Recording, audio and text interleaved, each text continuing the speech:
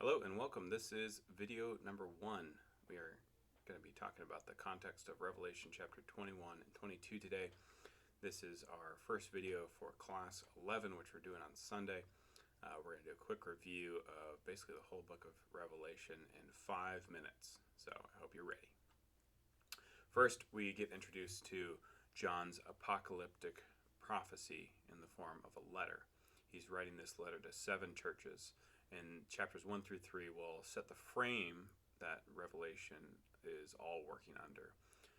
In chapter 4 and 5, we're introduced to this kind of subframe, or this narrative that John's going to continue to return to, is this throne room in heaven where judgment is taking place. There's a scroll of judgment, and the whole book kind of revolves around this scroll. For chapters 6 and 7, the scroll is unsealed by the Lamb, the only one worthy to open the scroll.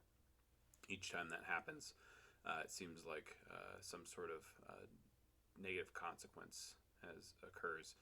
It's this unveiling of the consequences of sin and judgment kind of all wrapped up in one. Then 7 trumpets begun to be sounded in chapters 8 through 11. These trumpets are a repeat in some ways of the seals.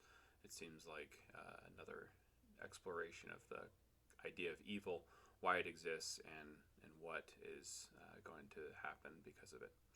And then chapter 10, we're invited into this little small scene where John actually is given the scroll and he eats it. And this scroll turns out is this book of Revelation, this prophecy that John was delivering to us. So we're kind of brought into the story, and then we're brought further in chapter 11 when John tells this story about 2 prophets who go into Jerusalem to prophesy and testify about the Word of God. You realize that maybe John is inviting me to testify these words that he's given to me.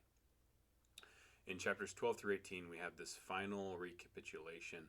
It's this dramatic reimagining of the conflict between spiritual evil and how it affects God's people and infects God's people and turns us against one another. And there's this imagining of the sons of Eve, or maybe the sons of the church, are fighting this cosmic battle against the great serpent, the evil one, the dragon, the devil, and his angels and those who follow him. And so we see this, again, this repetition of this set of 7 when these bowls of God's wrath and judgment are poured out. It's much more intense, but again, it's a repeat of this exploration of the idea of evil. We finally, in chapter 19, come to what I'm calling the little resolution. So chapter 19, 11 through about 26, this pre-final battle takes place. The beasts are destroyed. Their followers are killed.